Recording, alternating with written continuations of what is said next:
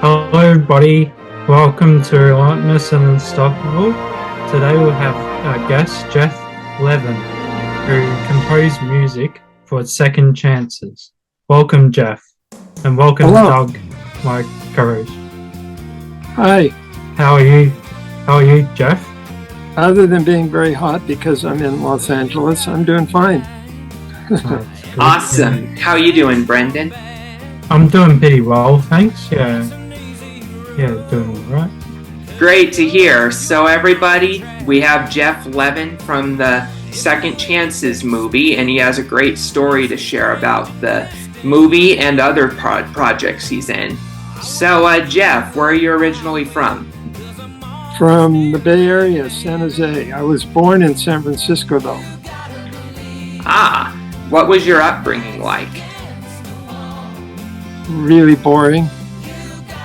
It was a small town. San Jose used to be a small town, mostly orchards. And so if you know anything about being in a small town, you kind of knew a lot of people, and it was safe in those days. I mean, that was when I was a kid. Let's say I was 10 years old. That was 1955. So it was a lot different. I figure you guys are a little bit younger than me. Yeah, just a we little. really are. So, but it was normal, I'd say. You know, I was a shy person, and I wasn't very good at sports, and I wasn't good at things that were important to other kids. So I think that was good as I grew older, because then I became more sensitive as a composer and songwriter to how people feel. What made you get into music? I always loved music, and it had a huge impact on me. When I would hear certain songs, it changed my emotion. So I loved music, and I loved movies as well. So I didn't have any expression that I really could do. I wasn't into sports really, and my cousin Jerry Pressman played guitar, and I'm Jewish, so we would get together for holidays, and he brought his guitar over and sang a Jewish folk song to me. And my brother had a guitar. He's younger than me, but I never got interested in it. That day was my first day of playing guitar, and it changed my life completely. That's really cool. What's your favorite instrument? I'd say piano of the instruments. I'm a better guitar player than a piano player. I love piano because it's such a big instrument, and it can do the whole orchestra. You know, you can almost do anything on the piano. Guitar is a little bit limited. You know, you have like, it can only go so high.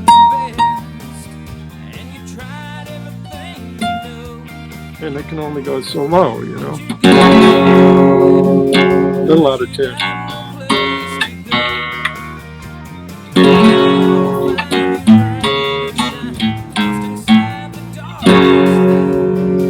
Whereas the piano can go a lot lower than that. So, but I love playing guitar. On stage, I do both. And it's fun to do both when you can just jump back and forth between two different instruments. Do you know how to do horns or trumpets or trombones at all? Did you say use or play? Both. No, I'm not a wind person. I'm horrible at blowing anything. No, not trying to be humorous or anything, but no, I'm not really good at that. Anything with a string is good. but anything with like a flute or something, or even an ocarina, almost anybody can play it better than me. You know, the little teeny, they look like sweet potatoes and they have holes in them. That's an ocarina. So, but anyway, yeah, my favorite instrument would be piano. How'd you get your role in Second Chances? I had an agent at the time, Anita, and she was very good. And she somehow ran into this producer. I can't remember his last name, but you can look his name up because he's on the credits of Second Chances. And they hit it off, and then she dragged him over to my recording studio, and I had to play him a lot of different stuff. And finally we played him, my partner and I played him something that he liked, and so he hired us. Because I wanted to do the movie. I liked the whole idea of the movie and the great message in the movie. What is the message of the movie? Well, it's second chances. You know, I mean, without giving this too much of the story away,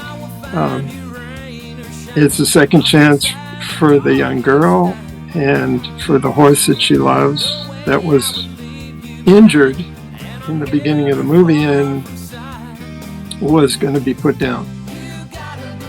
And then everybody, every character in a way had a second chance to change. And so it's a very positive message. And then that resonates with me because I was in a cult for 46 years. So, and I almost didn't get out of it.